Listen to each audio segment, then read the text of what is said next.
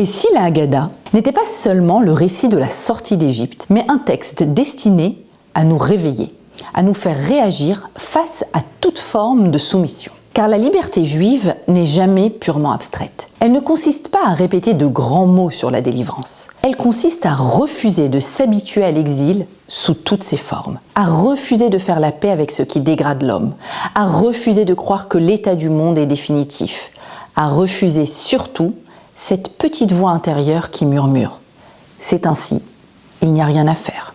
Le récit de l'Exode n'apparaît pas dans la Haggadah comme un simple récit historique, linéaire, détaillé. À la place, on trouve des discussions, des midrashim, des versets réinterprétés, des sages réunis à Bnei Brak, des formules énigmatiques, des allusions, des structures étonnantes.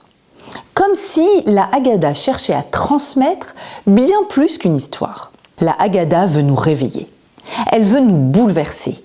Elle veut qu'à l'issue de sa lecture, nous soyons capables de dire « stop » au pharaon actuel. À travers cette phrase centrale du texte de la Haggadah, « à chaque génération, on se lève contre nous pour nous détruire », le texte cherche à nous rendre capables d'identifier la forme de soumission dont nous devons nous extraire. Car l'Égypte, dans la Torah, n'est pas seulement un lieu.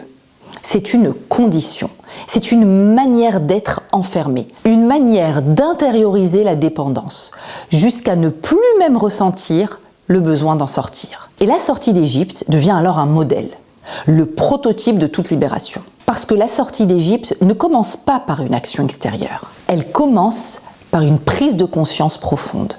La Haggadah nous rappelle, dans chaque génération, l'homme doit se voir comme s'il était lui-même sorti d'Égypte. Comment ? Peut-être en adoptant une posture nouvelle. Une posture qui refuse d'accepter l'inacceptable, qui refuse de s'habituer à ce qui ne devrait jamais devenir normal. Une posture qui semble s'inspirer de celle de Rabbi Akiva. Cette nuit-là, à Bnei Brak, les sages racontent la sortie d'Égypte toute la nuit, jusqu'à ce que leurs élèves viennent leur dire que le matin est arrivé. Pourquoi ? Ne voyaient-ils pas le jour se lever ? Peut-être parce qu'ils ne sont pas simplement en train de raconter une histoire, mais de réellement la transformer, en préparant une révolte contre les Romains. Ils n'évoquent pas un souvenir, ils réagissent et se mobilisent face à la soumission. De même, nous pouvons comprendre la déclaration de Rabbi Elazar ben Azaria. « Je suis comme un homme de 70 ans et je n'ai pas mérité que l'on évoque la sortie d'Égypte la nuit. » Cette phrase semble signifier que pendant des décennies, on n'avait pas encore osé faire entrer le langage de la délivrance dans la nuit, c'est-à-dire dans le temps obscur de l'exil. Puis Ben Zoma est venu enseigner que l'on doit parler de l'Exode aussi la nuit, c'est-à-dire aussi dans le temps du danger maintenant, et non seulement dans un avenir messianique lointain. De même, pour agir concrètement face à la menace de nos ennemis, la Haggadah cherche à mobiliser 4 types de personnalités parmi la jeune génération. Le sage demande quelles sont les consignes, ce qu'il faut faire concrètement. Il veut la stratégie. Le méchant n'est pas seulement un impie au sens moral, mais celui qui dit « à quoi bon tout cela ? Ça ne marchera pas ». Il se retire du collectif, en fait il a déjà intériorisé la résignation de l'exil. Le simple, quant à lui, ne comprend pas encore tous les enjeux, mais il peut être entraîné.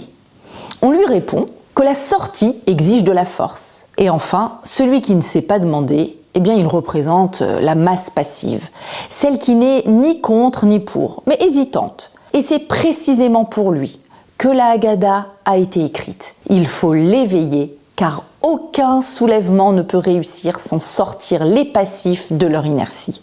Ainsi, depuis 2000 ans, la Haggadah lue dans tous les foyers juifs a formé des hommes capables de dire non. Non au pogrom en Europe, non à l'Inquisition, non au régime de Vichy, non au Hamas, non au Hezbollah, non au régime des Mollahs. Parce que l'histoire d'Israël n'est pas seulement une histoire de survie, c'est une histoire de refus. Refus d'être absorbé, refus d'être effacé, refus de se soumettre. La Haggadah nous apprend que la liberté n'est jamais acquise une fois pour toutes. Elle doit être réactivée génération après génération. Et c'est peut-être cela le sens le plus profond de Pessah.